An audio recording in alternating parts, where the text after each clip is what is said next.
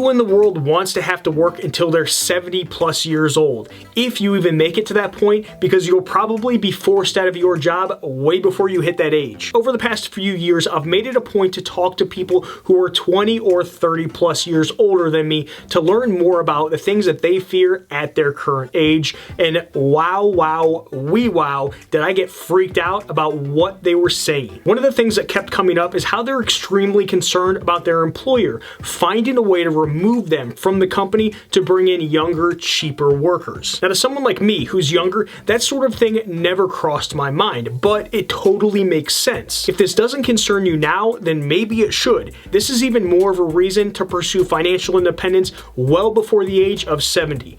That way, worrying about being forced out of your job isn't even something that crosses your mind. But I bet there are things you are doing today that'll prevent you from reaching financial independence or early retirement sooner rather than later. In an effort to help you make things easier on yourself, I'm going to go through some ways that you could be sabotaging yourself from ever reaching FIRE. My hope is that if I can get you thinking about these things now, you're going to be way better off going forward. Hey, I'm Jarrad with an A, and on this channel, we like to talk about all things personal finance and investing, and we like to have some fun in the process. Financial independence isn't just about giving you more time to do what you want, it's also about protecting yourself from outside influences, things that are outside of your control. You can keep pushing off thinking about what might happen in the future, but I promise you, it's not going to stop coming. This should scare the shit out of you. Let's get into it right meow. The first thing that'll surely hold you back from reaching financial independence is if your actions are based on what the news is saying. The news cycle is absolutely insane. When the stock market is up, we get flooded with news about how it's at an all-time high, so the next market crash is coming. You should be so scared. On the other hand, when it's down, news starts flooding in about how it's going down even further or that it's definitely gonna go up, so invest your money right now. I'm confident you're a very intelligent person, so I know that you are aware of this. But all it takes is one of those little seeds to get planted into your head about how the stock market is going down. Then you either wait to invest your money or you panic sell all of your investments. Look, the stock market is more emotional than a teenage girl in the short term. If you are only focused on what the market is doing today, next month, next year, or in 3 years, then you've already lost. Investing for financial independence takes someone having a very long-term outlook when it comes to everything. It's about thinking how your actions today are going to impact your life later down the line. The fact that your portfolio is up 25% over the past 2 years doesn't matter. Tell me what it looks like over a 10 or 20 year period. I like to compare financial independence to the L word, love. Anyone a part of the FIRE movement should be pursuing a long-term relationship, not a one-night stand. I mean, I guess technically you could fall in love with a one-night stand, but it's a lot less likely. Quit watching the news and quit taking action based on what the news is saying. We have to remember that news outlets are incentivized by the eyeballs that they attract. The more eyeballs, the more advertising dollars that they receive. And what gets clicks and eyeballs? Doomsday type news. Bad news dominates the media like nothing else. Yeah, sure, we love hearing a story about how a little girl, I don't know, saved a dog in a tree, but we're more likely to gravitate towards news on how the world is on fire.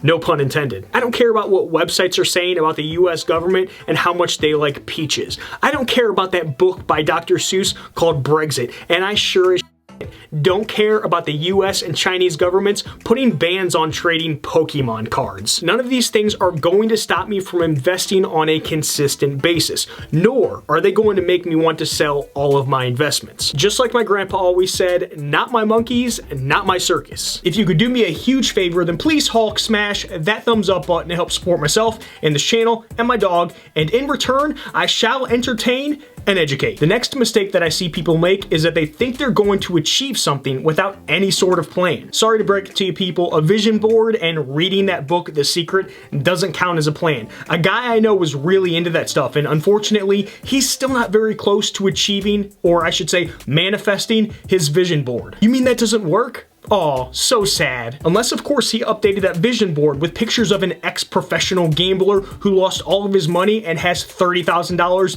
in credit card debt. If that's the case, then manifestation success. He's one of those really smart dumb people. We all know someone like that. It makes me want to absolutely rip my hair out. Listen up, your plan might not play out exactly how you thought, and that is perfectly fine, but at least you have some idea of what you're going to do.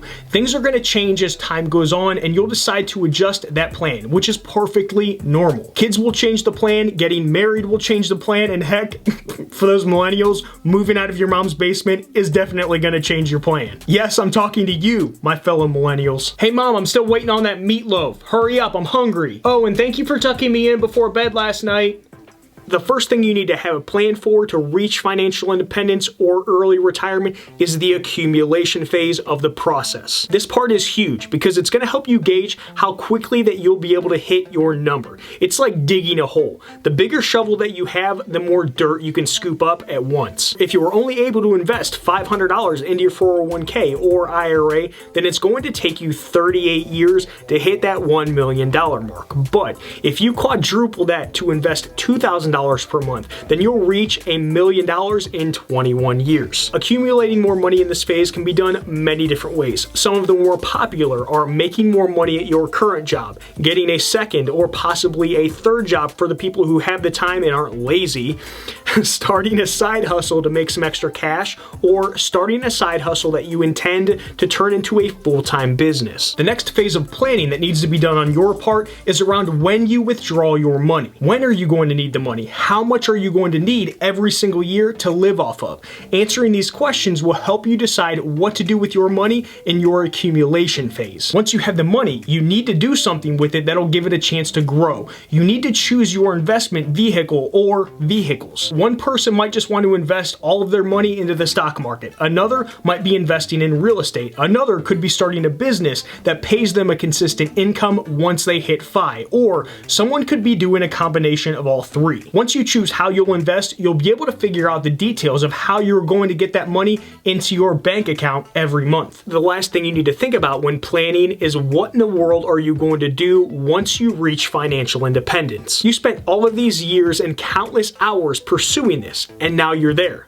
So what's the plan? I know it sounds silly for you to even have to think about this, but if you don't, then you'll eventually end up feeling lost and depressed. Because work, whether you enjoy it or not, gives you a sense of purpose. Once that thing is gone, it'll free up a lot more time. What are you gonna do to fill that time? And don't say just sit around and watch television, because that's not a fun life to lead. It could be some sort of volunteering or working a lower paying job just for fun, or possibly even putting energy into a hobby that you've never had time for because your job was taking up so much of it. This part of the planning doesn't have to be at the top of your list of things to figure out as soon as possible, because you'll have time to think through it while you're in the process of pursuing financial independence, but it is something that you won't want to push off until the very end. Procrastination is going to be your downfall. If you're pursuing FIRE, then you can't be someone that says that they'll worry about it later. Now has to be your new normal. You can get away with not doing laundry until it piles up and you have nothing to wear,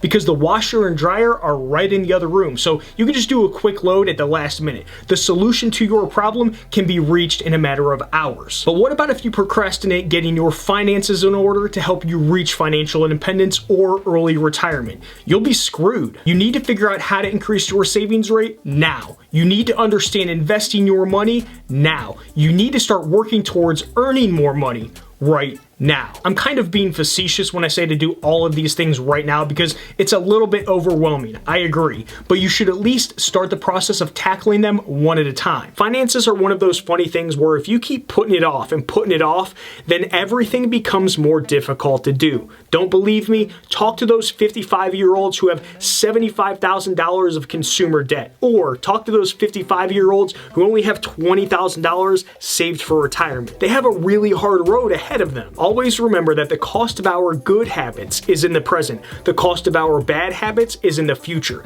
You didn't get fat by drinking 3 sodas yesterday. You got fat from drinking 3 sodas every single day for the past 3 years. Just like a 60-year-old didn't miss his chance of becoming financially independent because he didn't focus on it yesterday. He missed the opportunity because he didn't take the steps to pursue fire and do smart things with his money over the past 30 years. Hi, my name is Procrastination, and I need to be your new enemy. If you are not willing to pursue making more money, then have fun retiring when you're 70 years old. Hope that works out for you. Achieving fire in a timely manner means increasing your income. Making money has to be your new hobby. Going out and getting hammered every weekend with your buddies or girlfriends isn't something you can do any longer. It can be from time to time, but it's now going to be considered the exception as opposed to the rule for you. To pursue more money, you need to start thinking through the lens of a creator as opposed to a consumer. Consumers think about buying the iPhone or how they can buy the iPhone. Creators, on the other hand, think about how they can take that money that would be spent on an iPhone and turn it into more money, or